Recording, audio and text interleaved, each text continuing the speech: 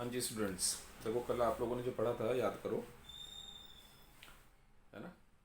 आप लोगों का जो लास्ट लेक्चर था उसमें सिखाया था मैंने कि दो ब्लॉक को अगर हम कंबाइन करेंगे सीरीज़ में तो उनकी इक्विवेलेंट थर्मल कंडक्टिविटी का फार्मूला, है ना, एक मैंने बताया था। देखो ये रहे दोनों ब्लॉक। अगर T1 T2 टेम्परेचर है आउटर सरफेसेस के, ओपन एंड्स के, और T जो इंटरफेस का टेम्परेचर है, तो T का फार्मूला निकालने के लिए मैंने सिखाया था H1 इजिकल टू H2 कर लो। अगर मुझे निकालना कंबाइंड ब्लॉक में rate of flow of heat, यानी हीट करंट कितना है, तो एक्चुअल फार्मूला तो ये बना था, बट इसको हम कोशिश करेंगे ना यूज़ करें, क्योंकि हम H इजिकल टू H1 और H2 कर लेंगे तो भी काम बन जाएगा। अगर हमें इक्विवेलेंट रेजिस्टेंस निकालना, we know that R1 plus R2 है, ये फार्मूला है। और अगर हम इससे बचना चाहें तो हम इससे भी कर सकते हैं, बट इसमें ना हमें H चाहिएगा। अब बाय द वे किसी प्रॉब्लम में H कैलकुलेट ही नहीं कराया तो फिर कहाँ से आएगा ये। बाकी टेम्परेचर ग्रेडियंट हमें मालूम ही है। अगर हम फर्स्ट ब्लॉक में निकालेंगे T माइनस T1 अपन L1, और सेकंड ब्लॉक में T2 minus T upon L2। इसको लेके देखो, जैसे क्वेश्चन दिया उसने, ये दो ब्लॉक हैं, एक 5 सेंटीमीटर एक 2 सेंटीमीटर थिकनेस है, इनके ओपन एंड्स के टेम्परेचर 80 एंड 10 है। इसका K है 2 minus 3 calorie kilo calorie centimetre second degree Celsius. ये 5 minus 3 kilo calorie centimetre second degree Celsius है। एरिया दोनों का 0.04 मीटर स्क्वायर है। टेम्परेचर ऑफ जंक्शन, ये जंक्शन हो गया। Temperature gradient in each, rate of flow of heat in combined sheet total में, and thermal resistance of combination. तो देखो ना, L1 L2 लिखा, A1 लिखा, K1 K2 लिखा। अब देखो ना, L1 L2 K1 K2 centimetre में है, तो मैंने मीटर को सेंटीमीटर में कन्वर्ट कर लिया, इंटू 4 10⁴ करके ही आ जाएगा। ठीक, जंक्शन का टेम्परेचर मैंने T एज्यूम कर लिया, तो H1 इजिकल टू H2 करके ये फार्मूले में अप्लाई किया। K1 है T1 minus T upon L1, K2 है T minus T2 upon L2। ऐसे कैंसिल होकर सॉल्व किया मैंने, T की वैल्यू 19.65 आ जाएगी। कोई सरप्राइज होने वाली बात ही नहीं है, वैल्यू प्लेस की है, सॉल्व कर लिया, है ना, कोई मुश्किल नहीं इसमें। उसके बाद देखो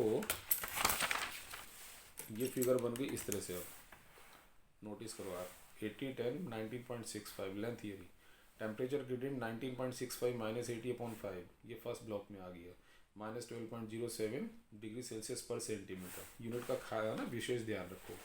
टेम्परेचर ग्रेडियंट सेकंड में 10 minus 19.65, is it okay, 10 minus और अपॉन में 2, सॉल्व करके आ जाएगा। फिर थर्ड पॉइंट था, है ना, कंबाइंड ब्लॉक में H की वैल्यू, तो मैंने बताया ना H इक्वल टू H1 कर लो, ये रखा, ये वैल्यू मैंने सारी प्लेस कर दी, जो भी आएगा किलो कैलोरी पर सेकंड। किलो कैलोरी कहाँ से आया, वो K की यूनिट में था। फिर R निकालना है, T1 minus T2 upon H से कर लो, तो T1 minus T2 upon H जो यहाँ निकलेगा रख देंगे, और यूनिट हो जाएगी इसकी तो डिग्री सेल्सियस, और ये किलो कैलोरी पर सेकंड, तो सेकंड ऊपर आ जाएगा। पता है आपको यूनिट के बारे में। इसी तरह से ये क्वेश्चन है, 2 metal sheets of thickness 4 and 6 centimetre are placed in contact with each other, area of each 200 centimetre square, their thermal conductivities are in ratio 2:3, temperature of open end 20 minus 5 है, तो temperature of common surface, temperature gradient in each, same question है। इसमें sheet है ना, thickness ऐसे नहीं मानना आप, ये कोई होती है थिकनेस, ये तो उसकी विड्थ हो जाती है, थिकनेस ये होती है। तो एक शीट ऐसे है, दूसरी शीट ऐसे है, समझे नहीं समझे। इसको मैं जब रखूँगा तो फिगर ऐसे बनेगी, ये देखो, बट ये फिगर इस तरह से नहीं जैसे दिख रही है। और वही H1 इजिकल टू H2 करके, K1 है, K की जगह 2K लिख देना, क्योंकि उसने रेशो दिया था 2:3, तो 2 ना लिखकर कोई कांस्टेंट एज्यूम करते हैं, K 3K सॉल्व कर लेंगे, और इसे T की वैल्यू निकालेंगे 7.5 आ जाएगी। बस ग्रेडियंट निकाल लेंगे, फिर T माइनस T1 जैसे पहले किया था ऐसे दूसरे वाला है।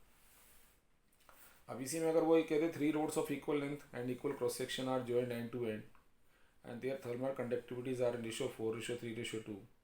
Temperature of opponents are 250 and 20. ये 250 डिग्री सेल्सियस है and 20 degree Celsius. Find the temperature of the two junctions. ये बन गई, देखो फिगर 250 20, है ना, लेंथ इक्वल हो गई, 4K 3K 2K, क्योंकि 4:3:2 है। डन, ये 250 हो गया, बीच में दो जंक्शन, तो आप पहले H1 इजिकल टू H2 करो, इसमें K1 की जगह 4K लिखा जाएगा, A 250 minus T upon L, ठीक है, फिर 3K T minus T dash upon L, इसी की इक्वेशन बना ली मैंने। Now H2 is equal to H3 करेंगे, तो H2 में आएगा 3K T minus T dash upon L, और H3 में 2K T dash minus 20 upon L, ये लिखा है। इसे सेकंड इक्वेशन बना ली मैंने, फर्स्ट इक्वेशन ये थी। फिर कोफिशिएंट इक्वेट करके, मालूम है आपको, और यहाँ से टी की वैल्यू निकाल लो और टी की वैल्यू को पुट करके दूसरा जंक्शन की वैल्यू निकाल लो, बाकी तो कैलकुलेशन है। तो कहने से मतलब है कि अगर तुम फार्मूला याद करोगे जंक्शन के टेम्परेचर का तो फंस जाओगे, क्योंकि इस केस में तो पता ही लगने का फार्मूले का। तो सिंपल वही, अगर दो जंक्शन है तो H1 is equal to H2 and H2 is equal to H3। एक जंक्शन और होता जी, होने तो कोई बात नहीं, H3 इजिकल टू H4। तो ये एक ऐसा मेथड है कि जिससे तुम है ना किसी प्रॉब्लम को भी सॉल्व कर सकते हो। अब इसी में एक छोटा सा क्वेश्चन उसने और दिया, 3 rods of aluminum, copper, iron of equal length and equal area of cross section are joined together in series such that aluminum is middle। थोड़ा सा यहाँ पर उसने है ना कॉम्प्लिकेशन बनाने की कोशिश की है। Thermal conductivity such that aluminium is twice of iron and copper is twice of aluminium, यानी क्लियर नहीं बता रहा कि रेशो क्या है।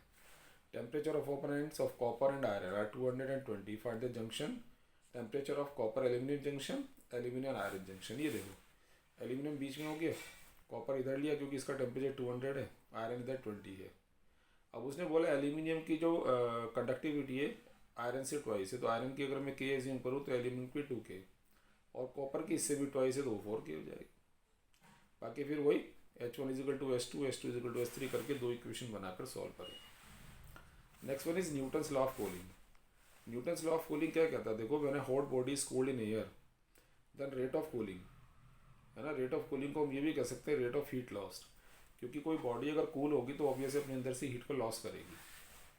Of the body is directly proportional to the difference of temperature between the body and the surroundings.